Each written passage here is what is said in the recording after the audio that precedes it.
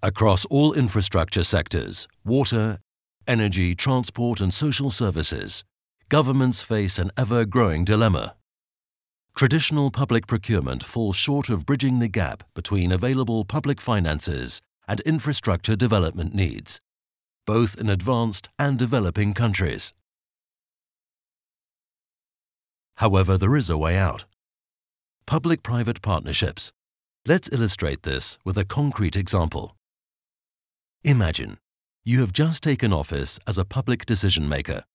The first thing you would like to improve is the municipal drinking water provision, which has been neglected in the past due to the enormous task that it presents: building and efficiently managing the municipal water and sewage infrastructure.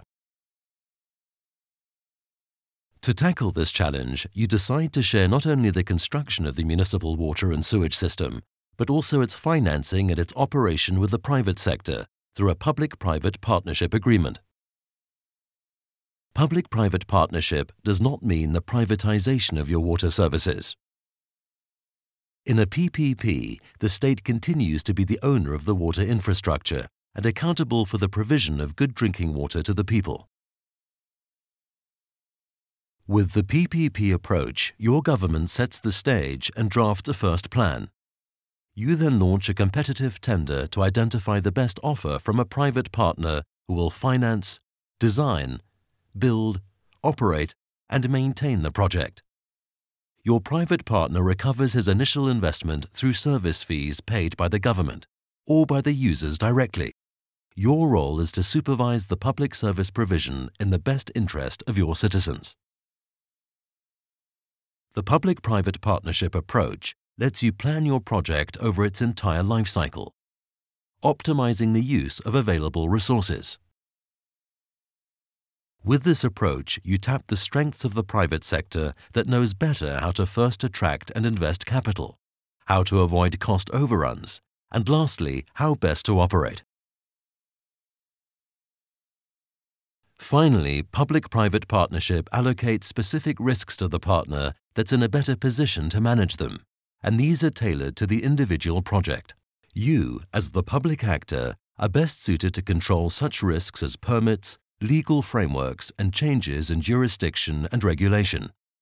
The private sector mitigates best risks related to design, cost-efficient investment, operation, and technology.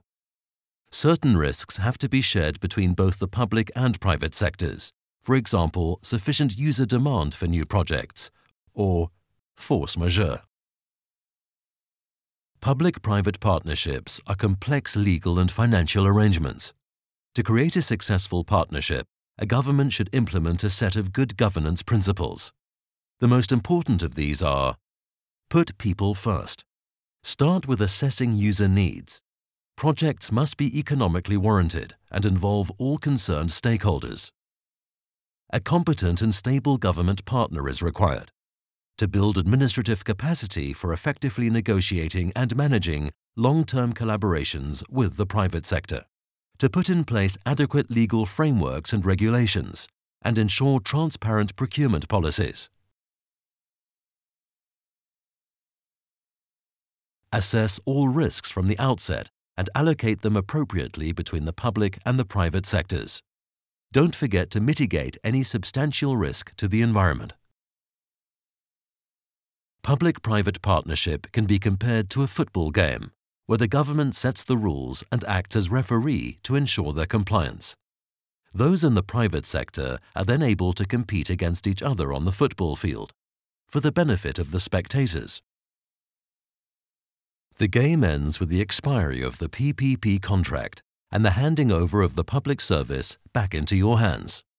If your citizens were satisfied with the game, why not continue and organize the next tournament with fresh players?